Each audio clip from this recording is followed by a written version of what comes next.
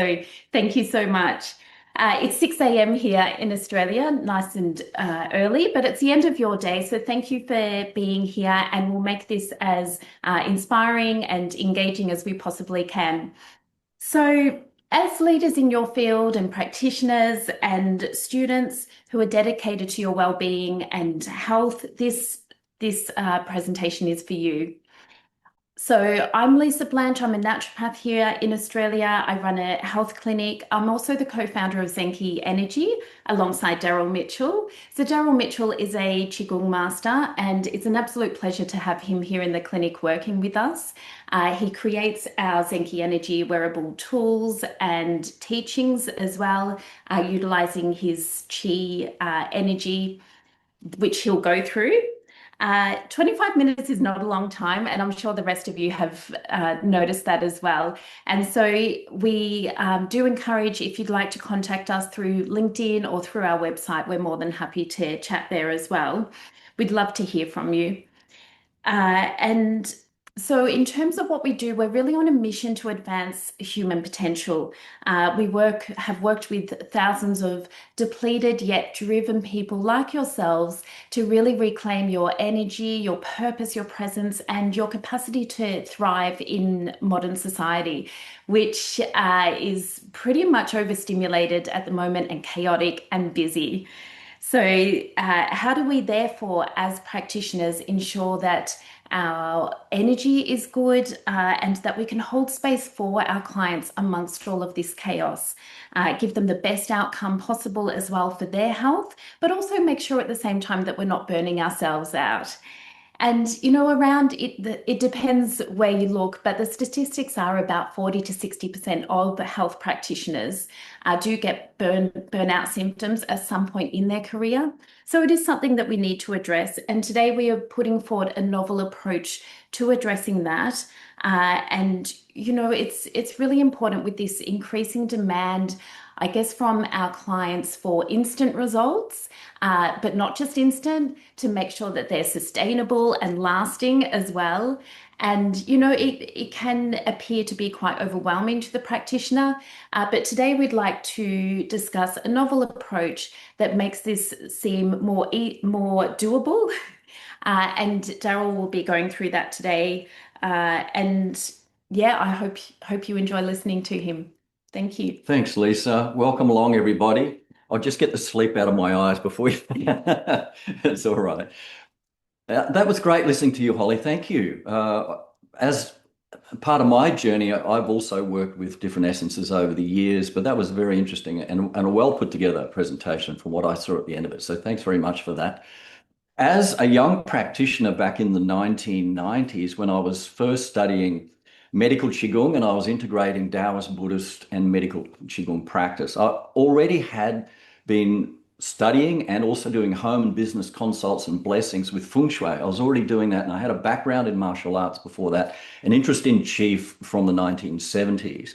So in the 1990s, I was fairly new in Qigong. I was trying to learn it from different teachers, and ultimately I learned from 7 different masters and 4 main masters out of China.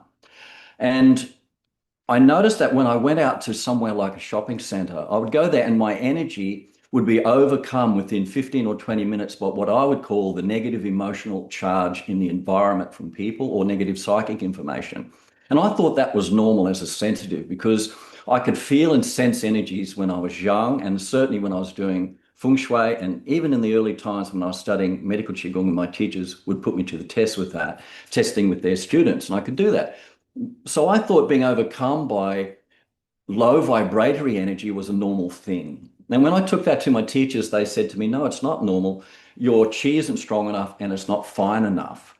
And so I studied hard and long with them to say, well, okay, how can I make my Qi and my energy field coherent, stable, and have a high vibration so I'm not affected by those environments? And that was my mission from that time, studying with different teachers and integrating that into my everyday practice.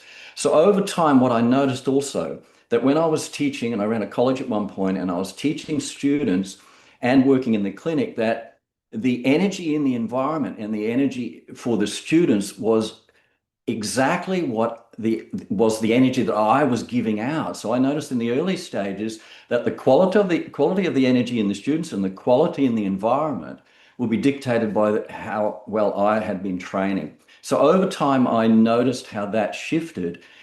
And what happened is over time, I became less reliant on technique and more an understanding of the harmony of my own personal chi and the chi in the chi field in the environment. And so I relied less on technique and more on the energy quality. So my practice became simpler in a way, even though behind the scenes it wasn't simple. But what I was doing in the clinical or when I was teaching was seeming to other people a very simple thing, but I was getting profound results. By understanding chi field theory, which we probably don't have time to go into a lot, but we could talk about a little, how to blend with the original chi of nature, how to blend with Yuan chi, which is called Hun Yuan chi, and have that strong, coherent, balanced, high energy and high quality chi in the environment. So an easy way, if you just noticed your internal energy now sitting there and notice the quality of it, and then extended your mind and your awareness outside, you would say, well, there's a difference between the external world and the internal world. When we start connecting to the original chi of nature, just using our intent and very simple visualizations and movement, after a short period of time, there's no difference between the internal and the external environment. So the external becomes the inner and the inner becomes the external.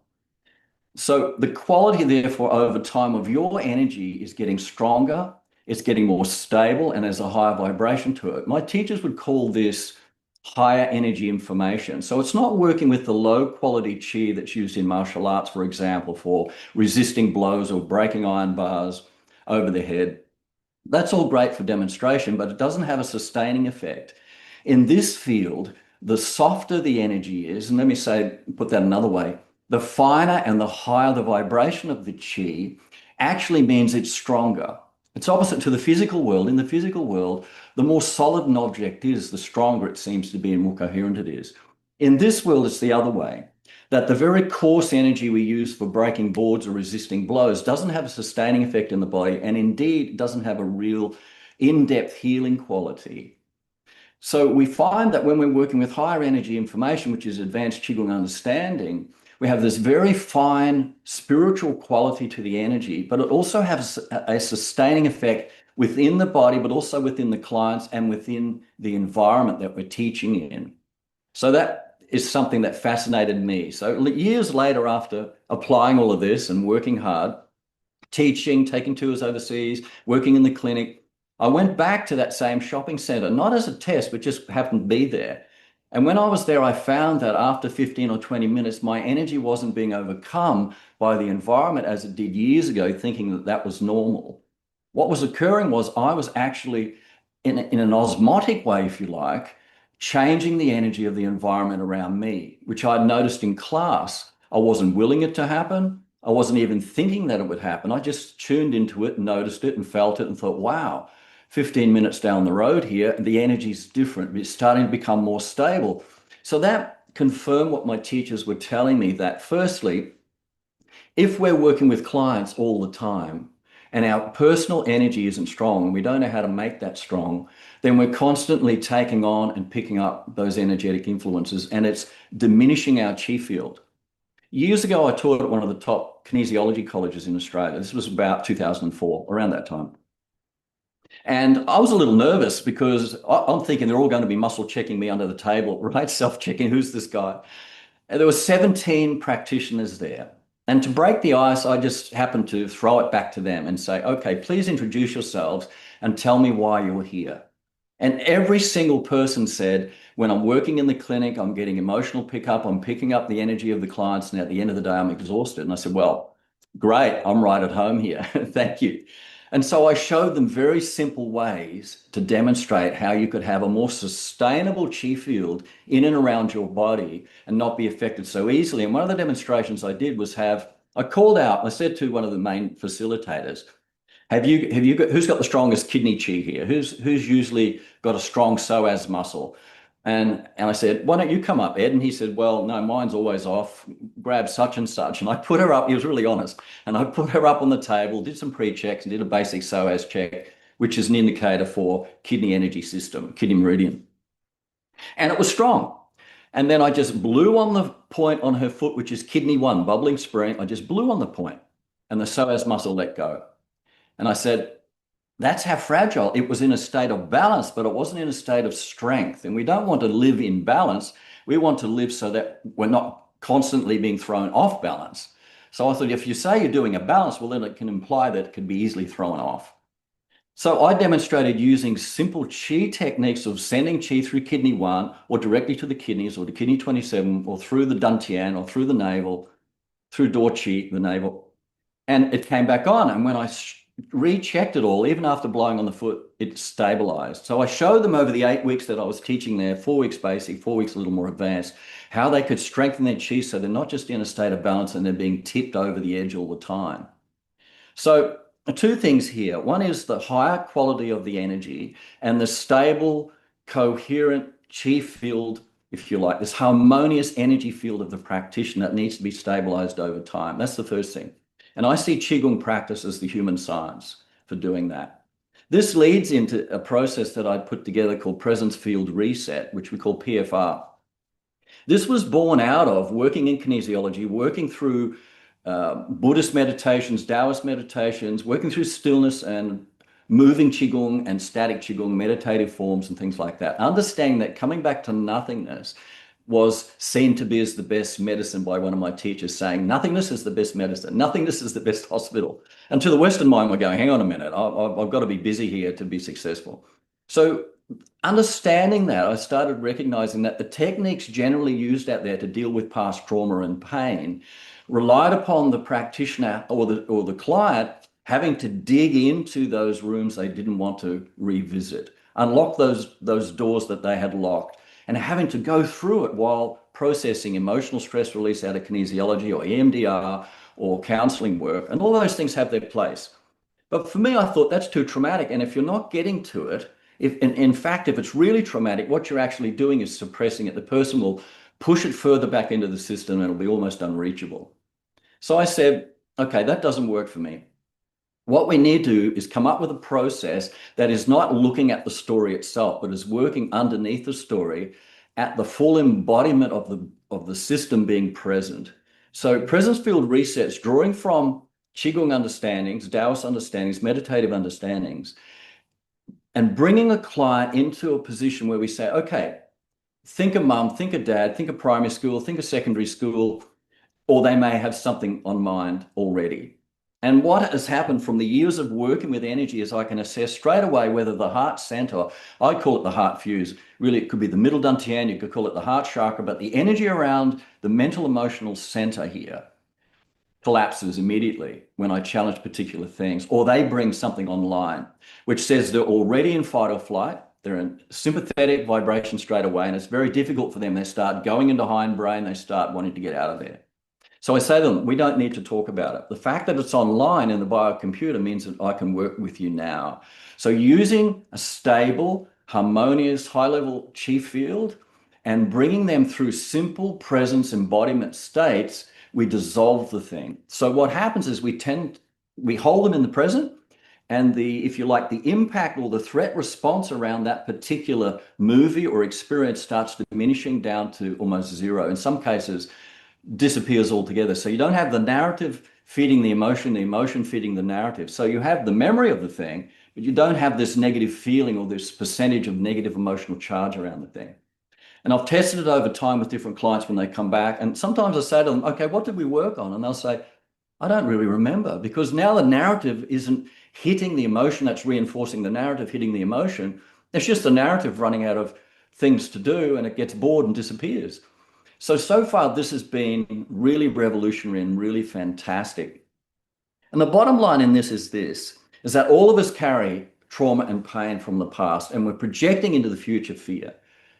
And the ways of working with it, I found to be a bit clunky.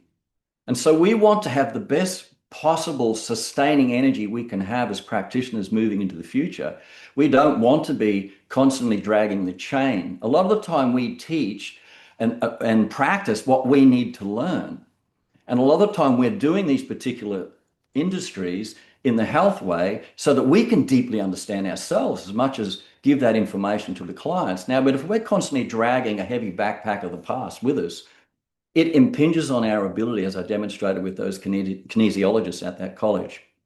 So presence itself here is, for me, and understanding vital force, the beginning, middle, and end of unlocking human potential and advancing human potential.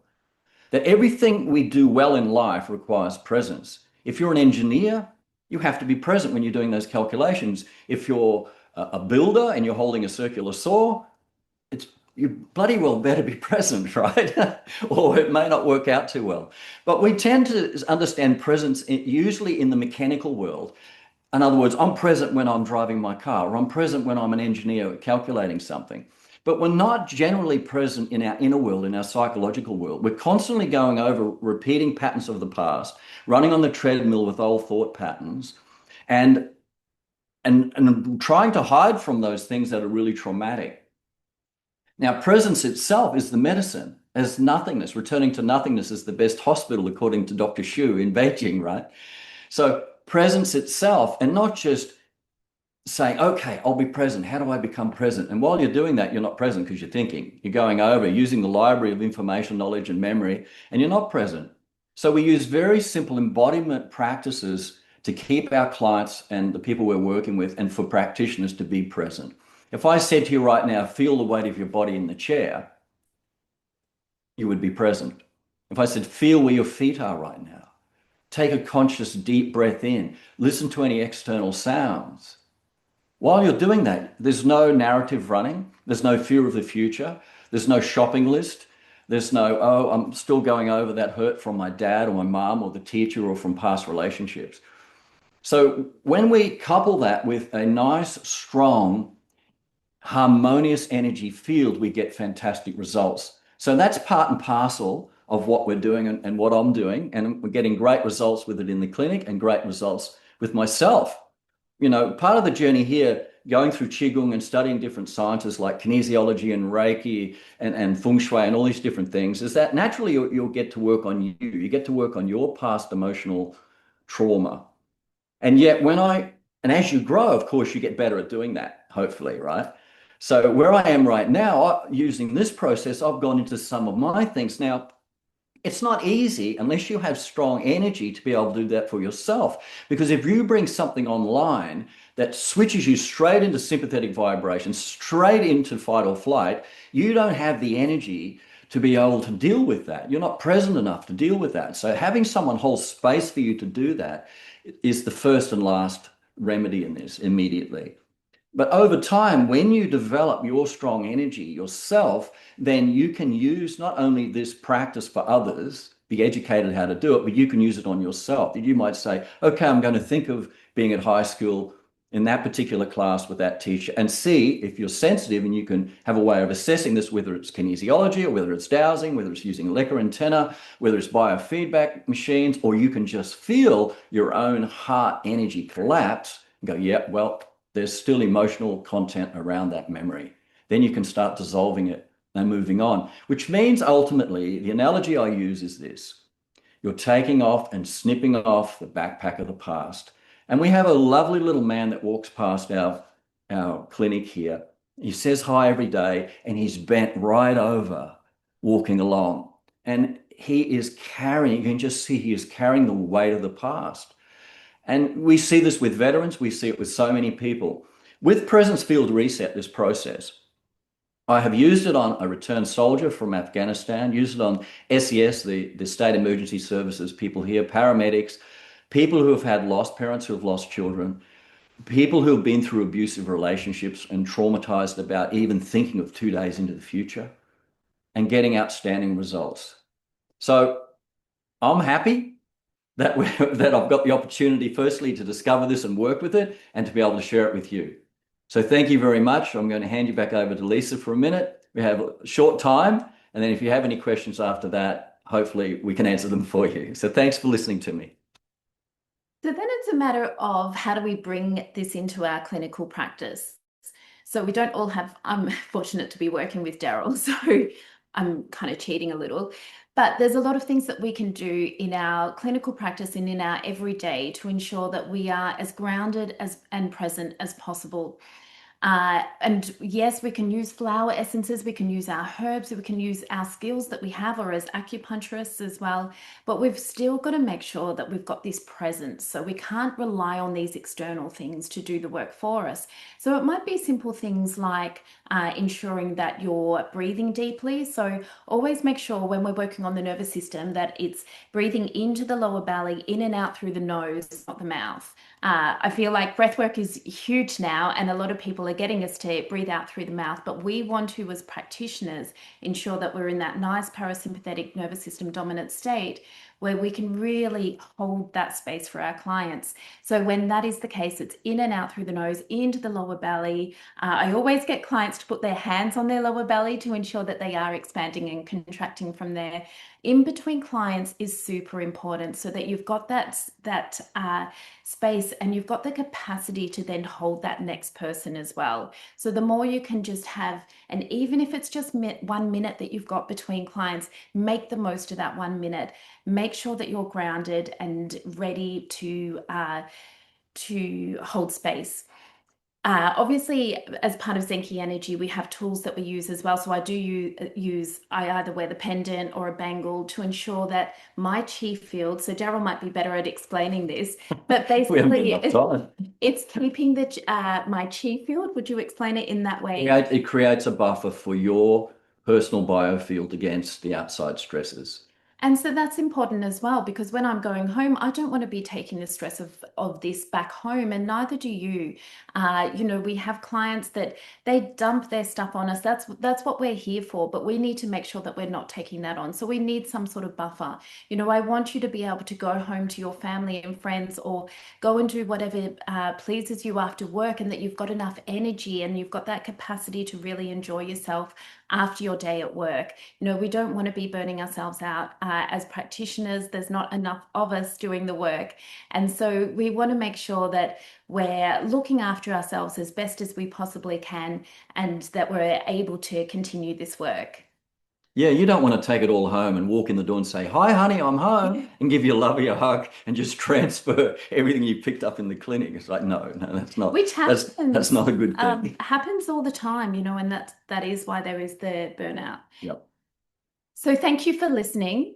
We're happy to answer any questions that you have, but also we didn't put up our presentation notes.